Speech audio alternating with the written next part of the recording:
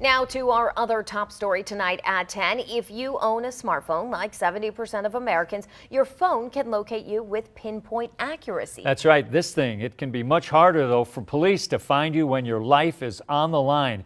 In this special report, News Channel 20's Brendan Cullerton looks into the limitations of our 911 system. Brendan. John Stacey, police say if you call 911 using a landline, they can find you without any problems at all. But if you call using a cell phone, it can be much more difficult. And if you call using a cell phone when you can't talk, they say that can be like finding a needle in a haystack. Morgan County Sheriff's Department. 911, what's the address of your emergency? Springfield's Bob Croto says he's called 911 several times over the years, even on his cell phone, and the response has always been fast. There was one incident where there was maybe a domestic disturbance, and they were there within, a minute or so. Thank you much. But it's not always so smooth. Martin Fruchtel says his only experience with 911 was unexpected. I hear this big banging at the door, and I thought, well, maybe I got a package or something. And there's two uniformed police officers at the front step asking me if I'd called 911. And I'm like, what? Police explained to him someone had called 911 from his general area with a cell phone but didn't talk to law enforcement, and they couldn't find the source. It beeped to somewhere along my block, more or less, so they were going door to door checking to see who it was. Morgan County Call Center Director Phil McCarty says landlines give exact addresses, but call centers don't yet have the ability to find exact locations from cell phone calls. They have to find you using approximate signals from cell towers. They can't just find you using GPS. It doesn't work that way for us. It's getting better. It seems like every year it gets a little bit better, but manufacturers of phones, cell phone networks, there's a lot of things that have to be passed so we can get that data from you. We put the system to the test. Our first call coming from an AT&T phone inside the Sangamon County Call Center. The system placed me almost in my exact location. In or around, on the correct property at least. Okay. So it was very accurate this time. Our next call was less accurate. We called from the same spot but used a Verizon phone that works off different cell towers and put us about 200 yards from our actual location.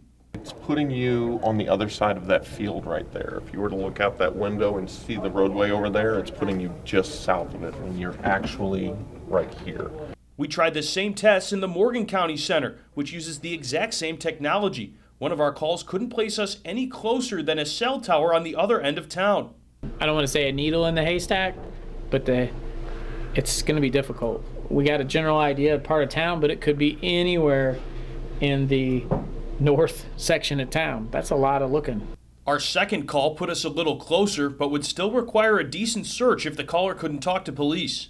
My call from inside the Jacksonville call center placed me right here outside this cell phone tower. We're actually only a few blocks away from the call center, but because there's so much in the middle, you can't see it from here. And that's why law enforcement says it's so important to describe your surroundings as best you can when you call 911.